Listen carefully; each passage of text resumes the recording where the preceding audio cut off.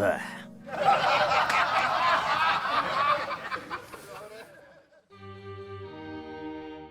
Movies are marvels of many complicated logistics and elements that come together and fuse into an entity independent of any of the things that it is made of.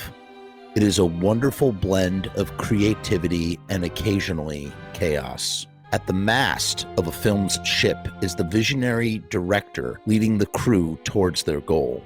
And believe it or not, it is often said that 90% of directing a film is in its casting. Casting is incredibly important. You need to choose the right artists to use their instrument to bring your characters to life. They are the avatars of fantasy, real or imagined. Some castings come together through careful planning and thought. Sometimes it's serendipitous, and sometimes it is by sheer miracle. But many times, it never happens at all. Movie nerds, film buffs, and cinema creeps like myself love to scrutinize casting, especially what could have been. David Gale as Dr. Edward Pretorius in From Beyond.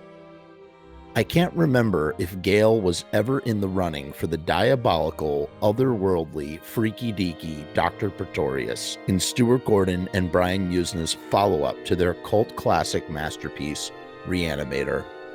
I remember reading somewhere that David Gale was initially in consideration. Shockingly, Gale's wife left him after one of the first Reanimator screenings, overseeing his head giving head. Perhaps that might have put a damper on things. Ted Sorrell ended up being great as the evil doc, but it almost feels like he was wearing David Gale's shoes in a role that was made for the same guy who embodied Dr. Carl Hill. Considering Gordon and Yuzna have their troupe of regulars like many filmmakers do, it is hard not to believe that David Gale wasn't in the running for a film that brought back both Jeffrey Combs and Barbara Crampton.